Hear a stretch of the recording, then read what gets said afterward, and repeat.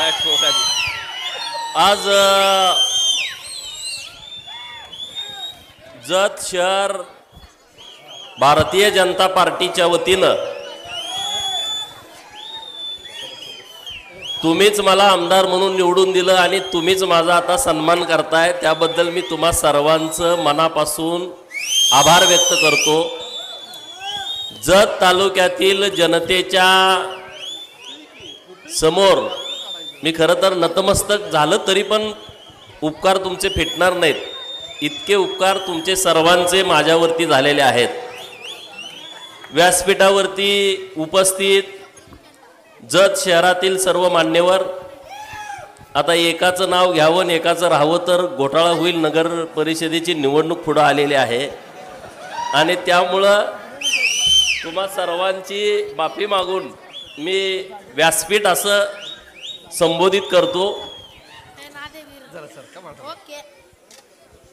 इतक्या मोठ्या संख्येनं तुम्ही सर्वजण उपस्थित आहात, माझ्या माता भगिनी पण मोठ्या संख्येनं उपस्थित आहेत, त्यांच्यासाठी जोरदार टाळ्या वाजवा।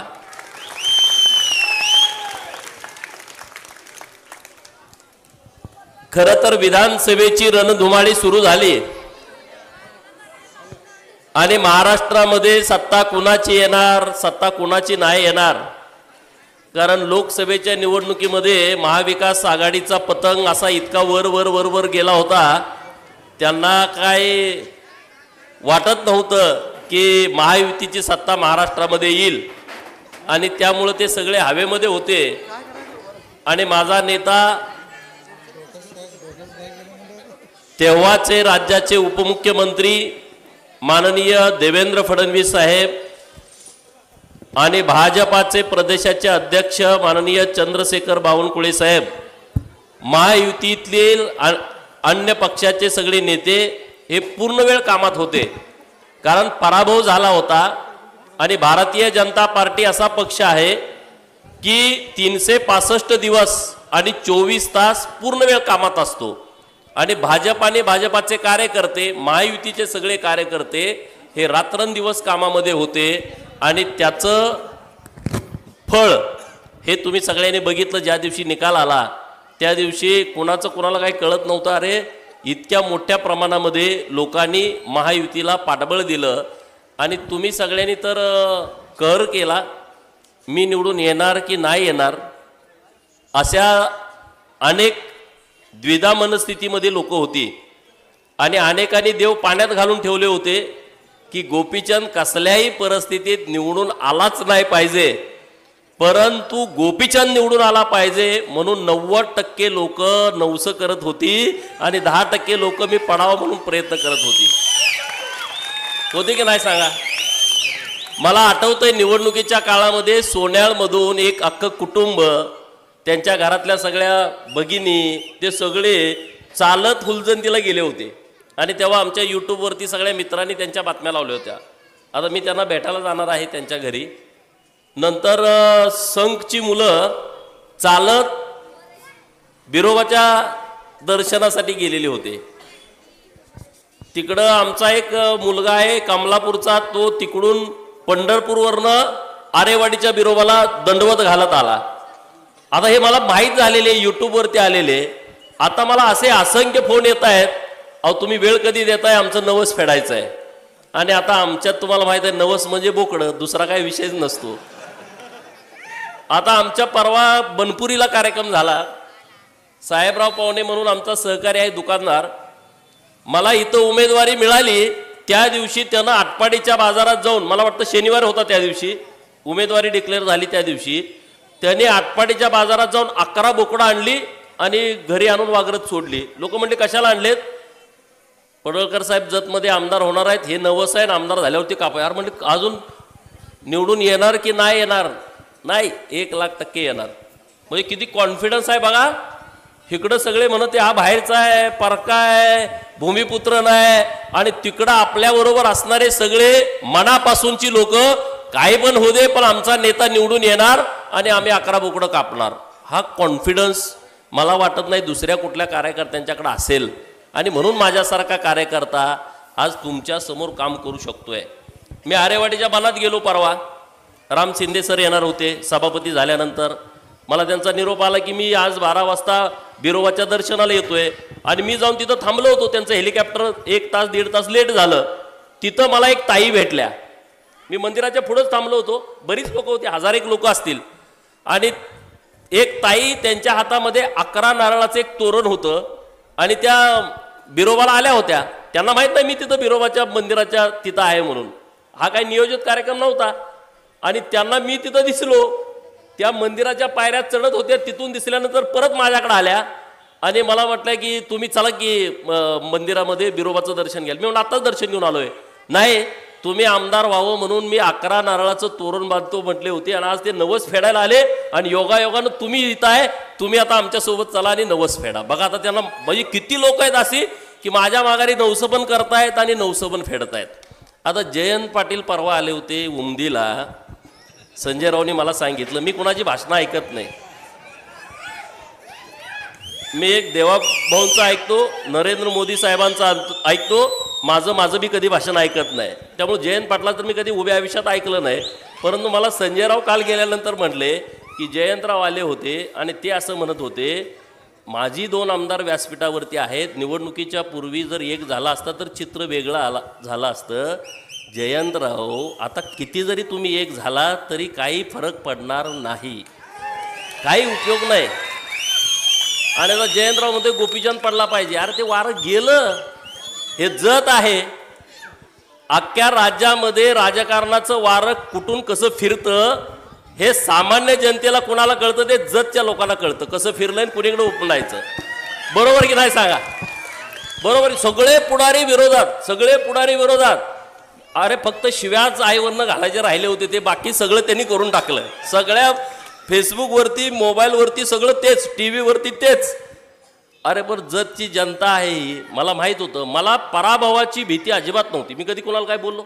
अजिबात काय नाही. पण मी काळजी घेत होतो की आपण लोकांच्या मध्ये गेलं पाहिजे, लोकांना भेटलं पाहिजे, लोकांशी बोललो पाहिजे.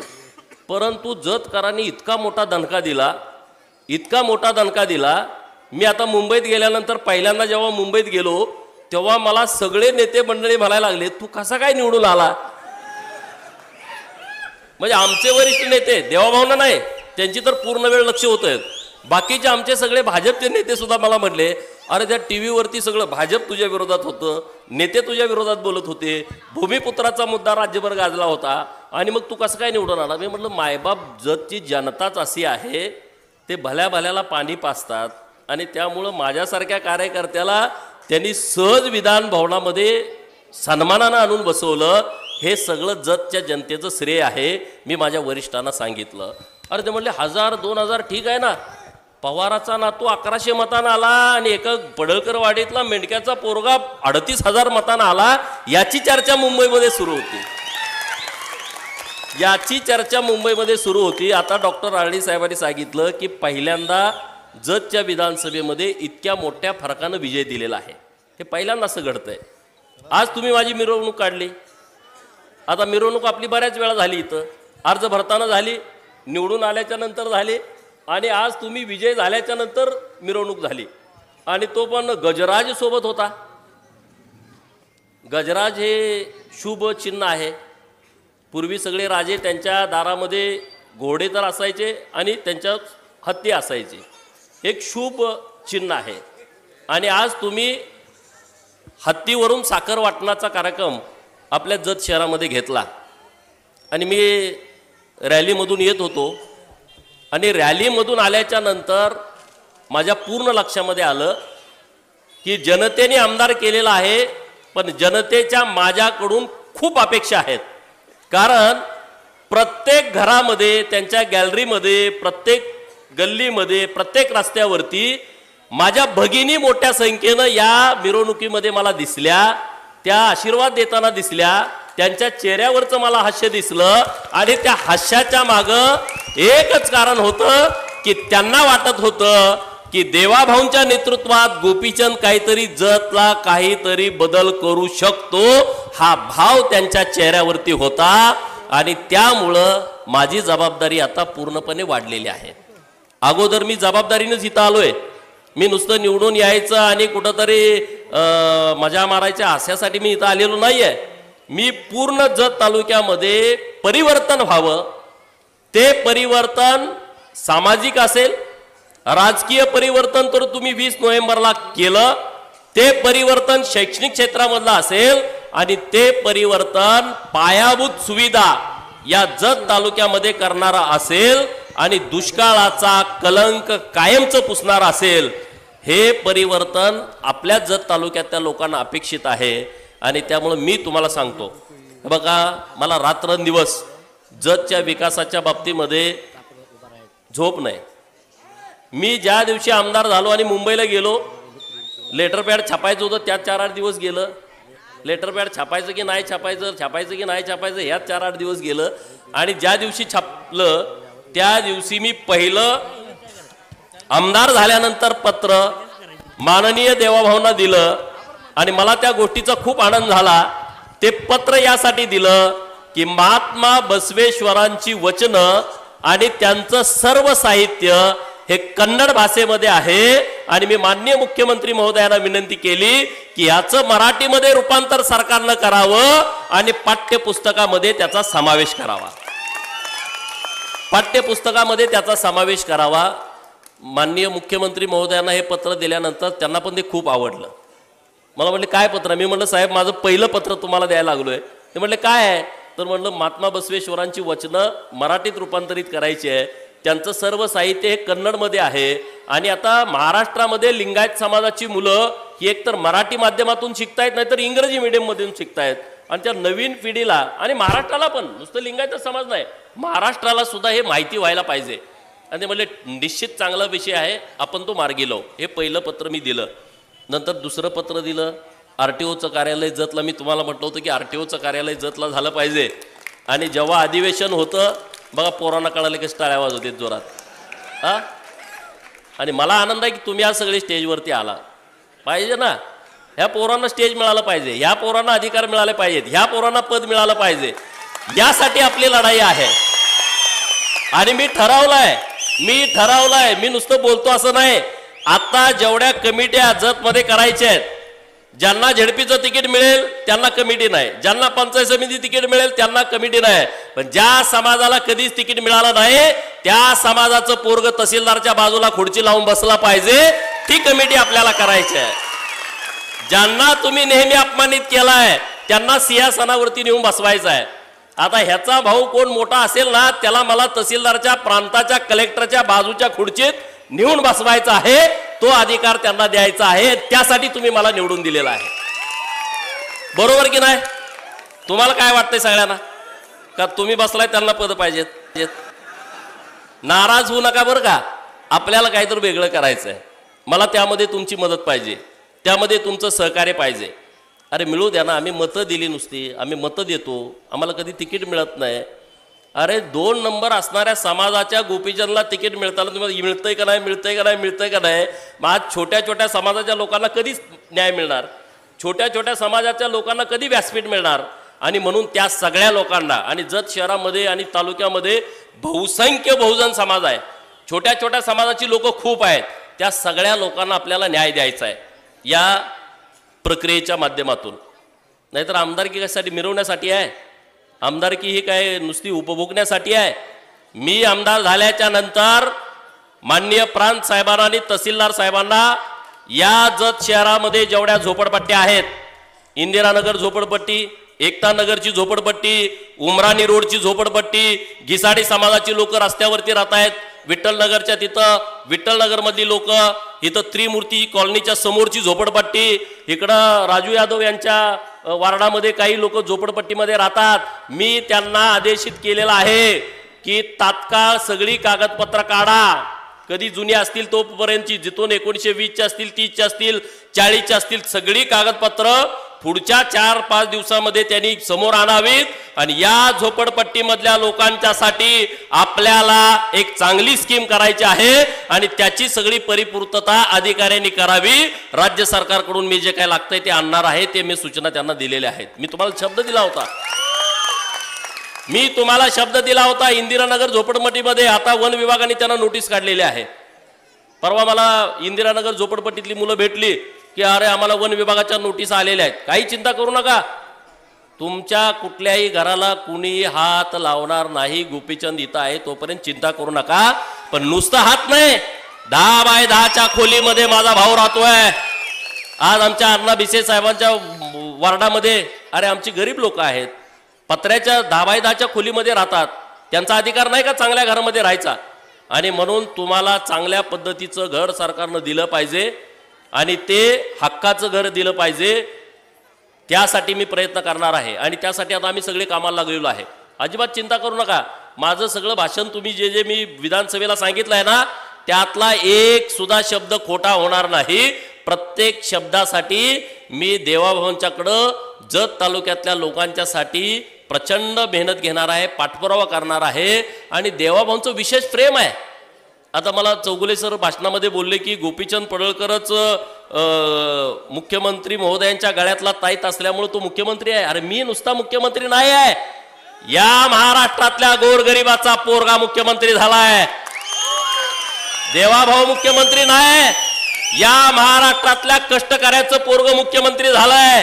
कारण त्यांना माहित आहे की महाराष्ट्र हा 18 पगड जातीचा आहे, 12 बलुतेदारांचा आहे आणि शेकडो जमाती या महाराष्ट्रामध्ये राहतात.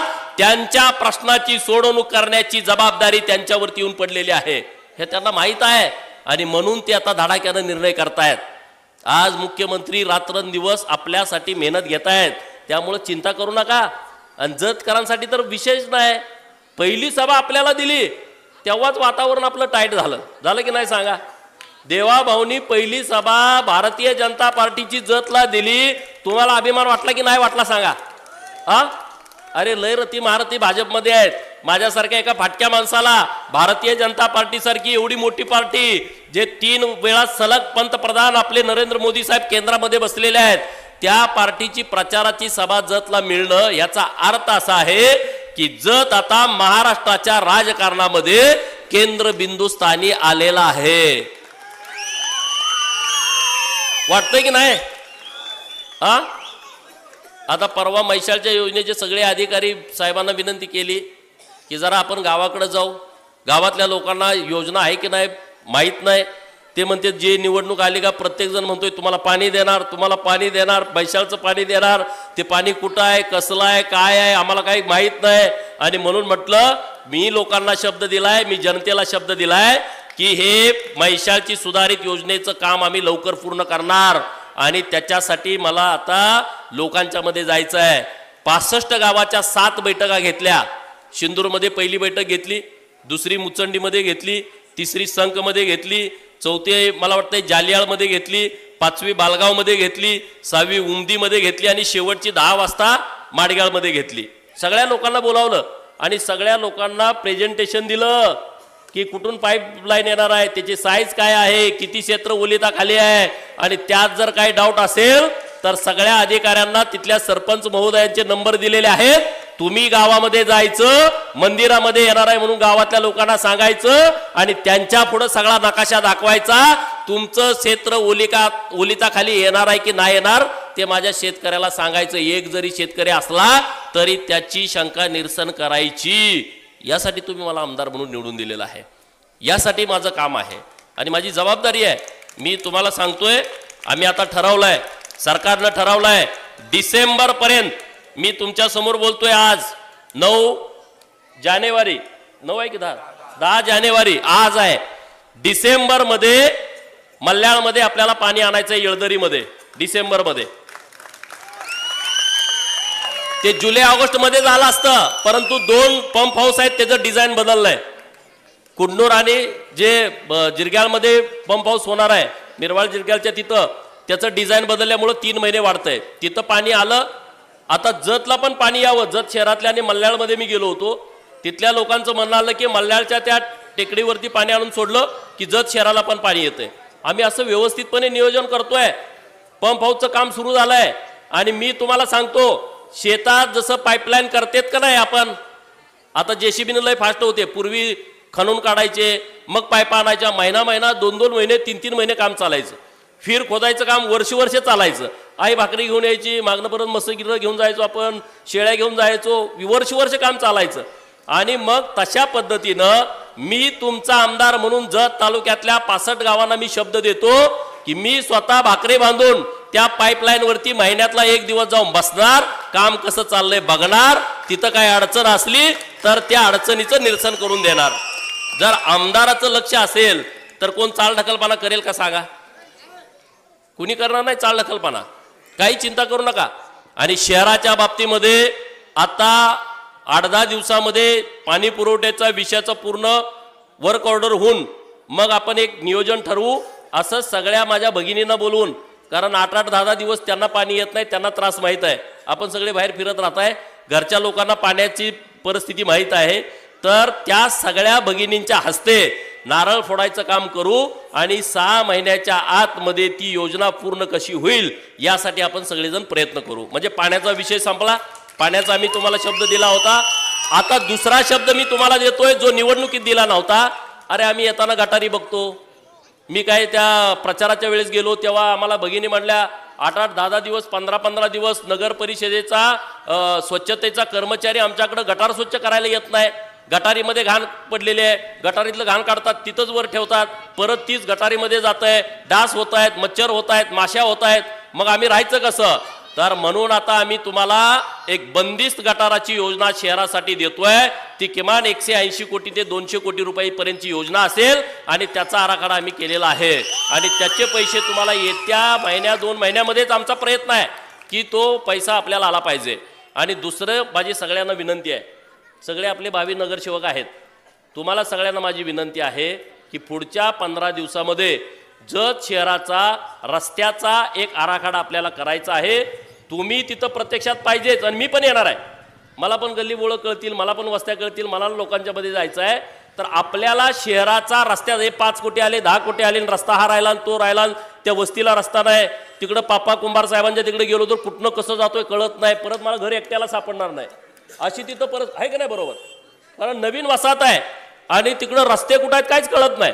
नवीन वसाहतीत पण रस्ता झाला पाहिजे, वाड्या वस्त्यांना पण रस्ता झाला पाहिजे आणि शहर सगळं चकाचक झालं पाहिजे. यासाठी 100 कोटी रुपयाचा रस्त्याचा आराखडा आम्ही करतोय. आणि त्यासाठी माननीय मुख्यमंत्री महोदयांच्याकडं, त्यासाठी माननीय एकनाथ शिंदे साहेबांच्याकडे पाठपुरावा करून त्यांना विनंती करून जतचा बॅकलॉग आहे ते सगळे पैसे आले का बऱ्यापैकी शहराचा विषय पाणी, गटारी आणि रस्ता हा पूर्णपणे विषय या वर्षामध्ये आपल्याला संपवायचा आहे. आता काय काय विरोधक मला म्हणतात अरे हो नुसता बोलतोय, हे होणार नाही. म्हणजे त्या उमदीच्या कार्यक्रमात कोणतर म्हणलं ती गोपीचंद पडळकरनं MIDC भुलभुलैया केला, लोकांना भुलवलं, MIDC आणणार, MIDC आणणार, छापून आणलं म्हणून कोणतर म्हणलं.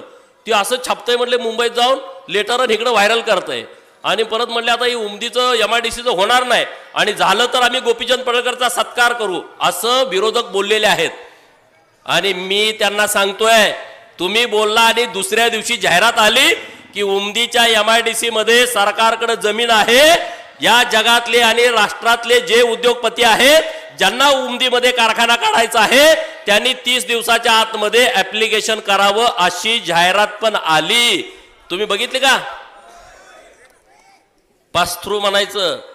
अजून प्रांतांची नेमणूक नाही, जमिनी हस्तांतरण नाही, डायरेक्ट जाहिरात काढलेली आहे. 1 वर्षाचा वेळ तर असाच वाचलेला आहे त्यामध्ये. आणि मला यल्लामा देवीचा आशीर्वाद आहे. मी परवा पहिल्यांदाच गेलो होतो. शिंदगे बाबांचा आशीर्वाद आपल्या सगळ्यांना आहे आणि मला ठाम विश्वास आहे जाहिरात आली का जाहिरात प्रिंट काढली. मी देवाभाऊंच्याकडे दुसऱ्या दिवशी गेलो, म्हणलं का आलाय? म्हणलं साहेब ही जाहिरात तुम्ही काढलेली आहे. होय म्हणले काढलेली आहे. म्हणलं आता एक मोठा प्रकल्प तुम्ही मला द्या म्हटलं. साहेबांनी लगेच म्हणले ठीक आहे. त्यांनी त्यांच्या ओएसडी साहेबांना सांगितलं की गोपीचंदला जतसाठी एक मोठा प्रकल्प दे. हे माझ्यासाठी खूप महत्वाचं आहे, हे माझ्यासाठी खूप महत्वाचं आहे. आणि आता परत पुढचा आठवडा मी त्याच कामात मुंबईत आहे, दुसरं काहीच काम नाही. मला प्रकल्प द्या, दुसरं काही नको आम्हाला. जर एक प्रकल्प जर आपल्याला मिळाला तर माझ्या जत मतदारसंघातली हजारो पोरं हे पुण्याला जात आहेत, मुंबईला जात आहेत, सांगलीला जात आहेत MIDC मध्ये, इकडे बेळगावला, विजापूरला, तिकडे बेंगलोरला जात आहेत. ती पोरं जाणार नाहीत, ती पोरं इथंच कामाला लागू शकतात. आणि विरोधकांना माझा सत्कार करावाच लागेल, असं मी काम करणार आहे, करावा लागेल. MIDC कुठं आहे, त्याचं ऑफिस कुठं आहे माहीत नसणारी लोक माझ्यावर बोलतायत. बोला, बिंदास्त बोला, मी कामात आहे, मी पूर्ण वेळ कामात आहे. मी लोकांना जो शब्द दिलाय तो सगळा सगळा शब्द पूर्ण करणार. मी अधिकाऱ्यांच्या बाबतीमध्ये तुम्हाला बोललो होतो, मला लोक फोन करतायत आता, जरा अधिकारी आम्हाला नीट बोलायला लागलेत, आमचे फोन उचलायला लागलेत. मला काल एकाचा फोन आला कंटीचा, ते म्हणला टेंबूचं पैसे मला 7 वर्ष मिळाले नाहीत, अधिकारी माझा फोनच उचलत नाहीत. चांगला एज्युकेटेड पोरं आहे, कालच फोन आला होता. आता म्हणला तुम्ही आमदार झाल्यापासून माझा फोन उचलतेत, नाही उचलला तर तो फोन मला परत येतोय. मग बदल वाटतोय की नाही तुम्हाला आमदारकीत? हा, तहसीलदार साहेबांनी प्रेस घेऊन सांगितलं, काय सांगितलं? कुठल्याही दलालांनी इकडं फिरू नये. आलं नाही तुमच्या कानावर? तरी सुद्धा काय काय दलाल आहेत त्यांना माझी विनंती आहे, जतमधल्या लोकांची पिळवणूक करू नका. तुमच्या पाया पडतो बाबांनो, गरीब लोक आहेत. तुम्ही दुसरा काहीतरी धंदा निवडा, दुसरं काहीतरी करा, काही करा. अरे रेशन कार्ड देतो म्हणून पैसे घेतात. अरे तुम्ही रेशन कार्ड कसं देणार? मी त्या अधिकारी साहेबांना सगळ्या बोलून घेतलं, काय प्रक्रिया तुमची नीट समजून घेतली. ते म्हणले आमच्या हातात काय नाही, हे केंद्र रेशो ठरवतंय राज्याचा, राज्य जिल्ह्याचा ठरवतंय, जिल्हा तालुक्याचा ठरवतंय. अरे मग 10,000 तुम्ही कशाच घेताय? लोकांना कार्ड देतो म्हणून लोक आशेवरती आहेत, 7,000 घेताय. कोण? आम्ही घेत नाही, एजंट सगळी लोक घेत आहेत. त्या सगळ्या लोकांना माझी विनंती आहे की गरीब लोकांची पिळवणूक करू नका, हे पाप करू नका.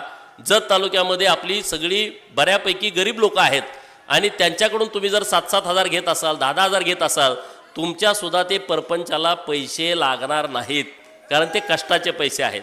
तुम्ही असं फसवू नका लोकांना.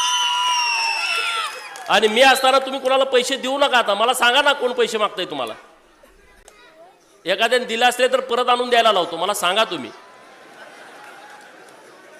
हा, परवा एका PI बाहेरचा आहे, आपला इथला नाही, त्यानं एका प्रकरणात 3 लाख रुपये घेतले. मग त्याचा मला फोन आला, अहो आमच्यावर केस घातल्याने 3 लाख घेतले. म्हणलं कशाचे घेतले? असं असं. ठीक आहे, मी PI साहेबांना म्हणलं ते 3 लाख घेतलेले तेवढे परत द्या. सकाळी नेऊन परत देऊन आले. ते वस्तुस्थिती आहे, हे शक्य आहे. तुम्ही म्हणणार आहे काय चाललंय नेमकं? आणि म्हणून जतमध्ये आपल्याला पूर्ण काम करायचं आहे. मी डॉक्टर बोर्डीकर साहेबांना भेटलो होतो, बरोबर ना चेअरमन? भाऊसाहेब तुझा कुठं आहे? बोर्गीकर साहेब, ते पायऱ्या चढून वर जायचा दवाखाना. मी इलेक्शनच्या अगोदर त्यांना जाऊन भेटलो होतो. ते म्हटले आमच्या इथल्या पुढाऱ्यांना मानलं पाहिजे. त्यांचं वाक्य लय भारी होतं. काय म्हणले? आमच्या इथल्या पुढाऱ्यांना मानलं पाहिजे. मी 1984ला काहीतरी दवाखाना काढलाय म्हटले. 84ला आलेला पाहुणा 2024 तेव्हा होतं ना, 2024ला जरी आला, जतमध्ये चुकत नाही, अजिबात बदलच काय केलेला नाही. हेकडचा दगड सुद्धा तिकडे हलू दिला नाही गड्यांनी म्हटले. डॉक्टर साहेब बोलले मला, त्याला तुम्ही उद्या जाऊन भेटून विचारू शकता, अजिबात काही सुद्धा बदल होऊ दिला नाही. एवढं त्यांनी काम प्रामाणिकपणे केलंय म्हटले. आणि आता आपल्याला 5 वर्षाच्या आतमध्ये सगळी दगडं इकडं तिकडं हलवून आता पूर्णपणे जतचा चेहरा मोरा पूर्णपणे बदलायचा आहे. आणि त्यासाठी ही आपली सगळी टीम काम करते. हे सगळे आता कुणाकुणाचं नाव घेऊ आणि कुणाचं नको, पण आपली सगळी टीम जी आहे ती खूप चांगली टीम आहे आपली, प्रामाणिकपणे काम करते. आता आमच्यात सुद्धा स्पर्धा लागणार आहे नगर परिषदेला, कारण गडी लय आहेत आमच्याकडे पण तिकिटासाठी. आणि मला विनंती करायची आहे जत शहरातल्या लोकांच्यासाठी की जतची नगर परिषद तुम्ही आमच्या ताब्यात दिली पाहिजे, तर आम्ही डेव्हलपमेंट करू शकतो.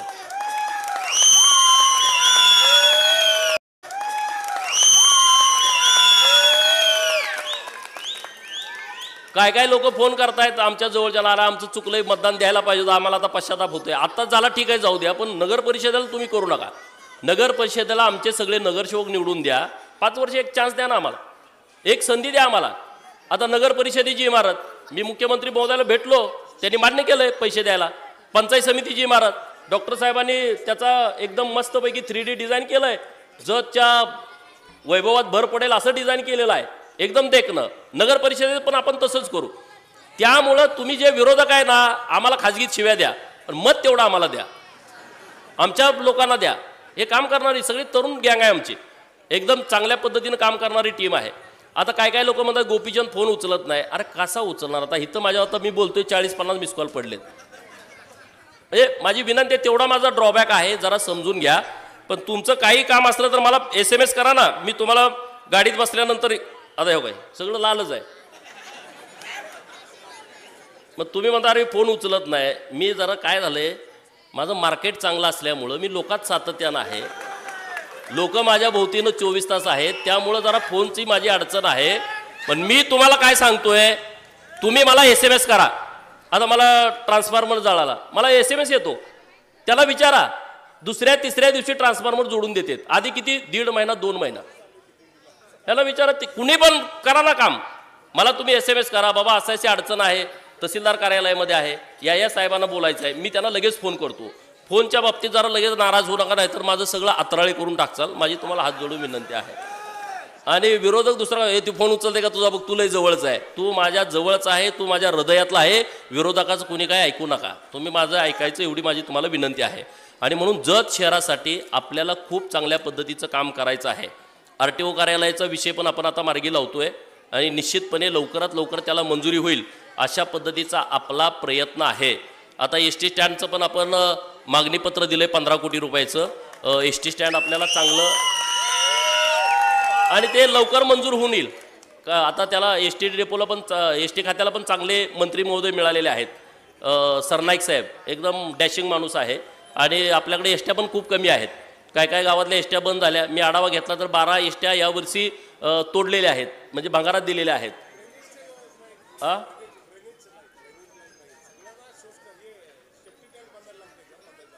नाही आता तुम्हाला सांगितलं की आपण, हो ती सांगितली, तुम्ही ऐकलं नाही. तुमचं लक्ष दुसरीकडे होतं. आपण 180 कोटीचा आराखडा आता करतोय आणि ते पण आपण पैसे आणतोय. त्यामुळे तुम्ही अजिबात चिंता करू नका. जत करा ना, एवढंच सांगतो. तुम्ही मला निवडून दिलंय ना, तुम्हाला अभिमान वाटेल असंच मी काम करेन. तुम्हाला कधीही अपमानित व्हावं लागणार नाही.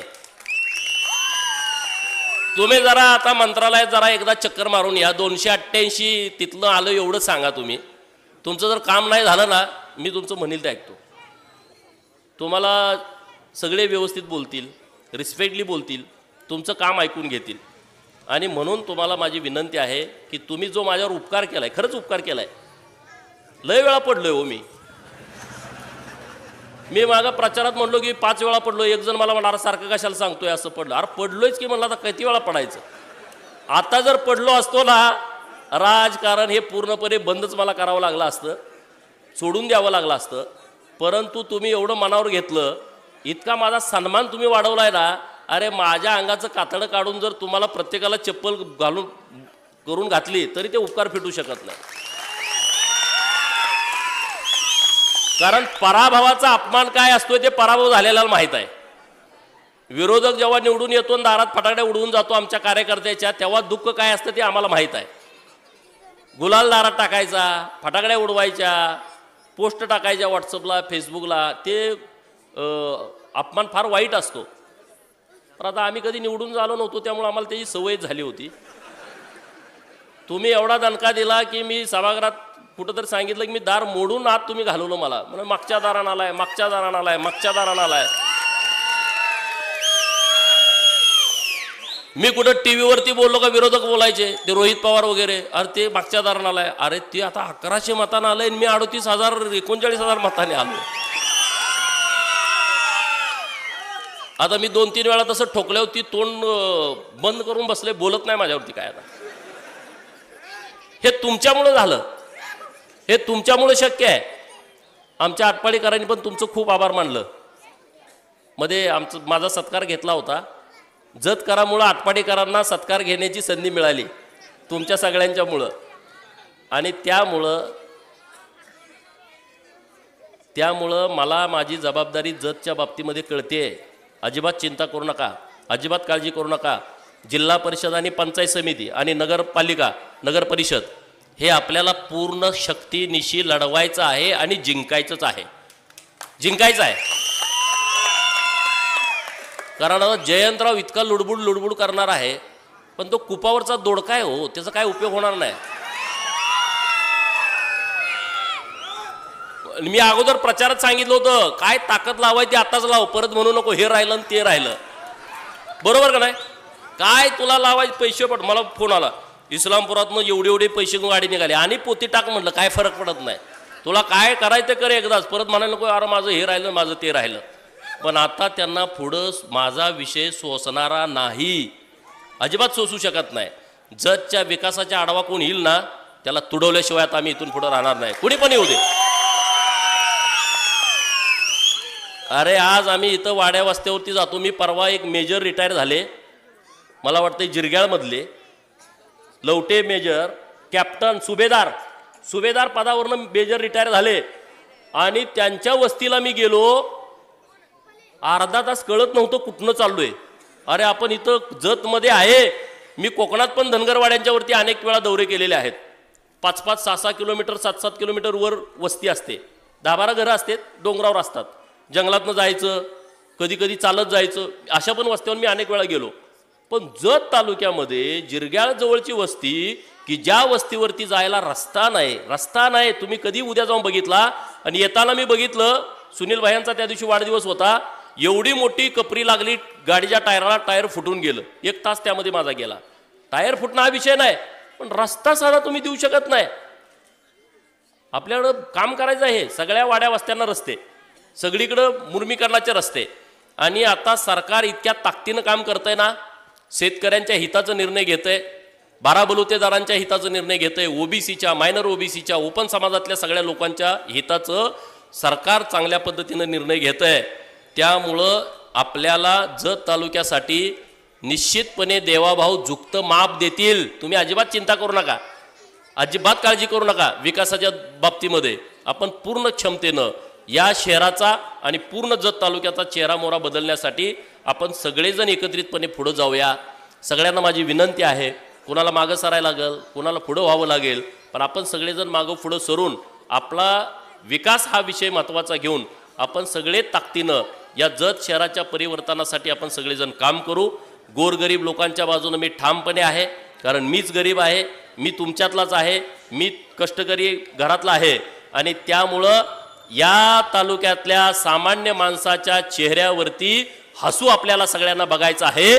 त्यासाठी पूर्ण क्षमतेनं आपल्याला काम करायचं आहे.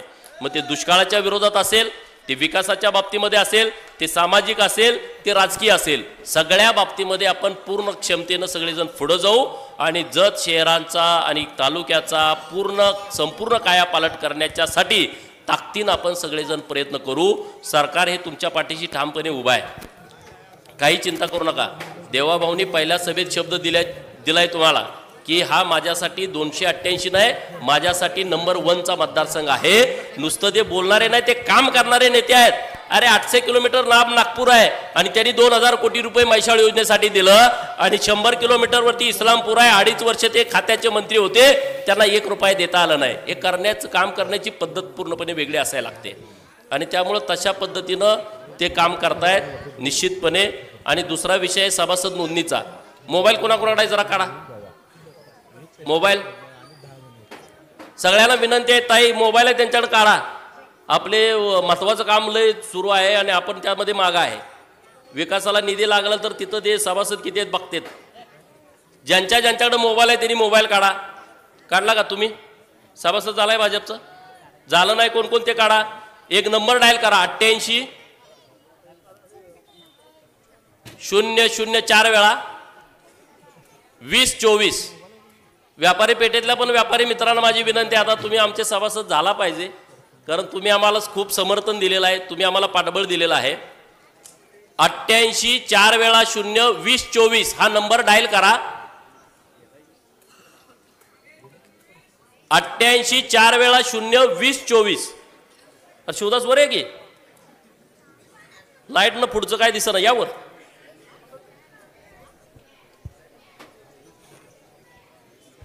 88 4 वेळा 0 2024 नंबर डायल केला का?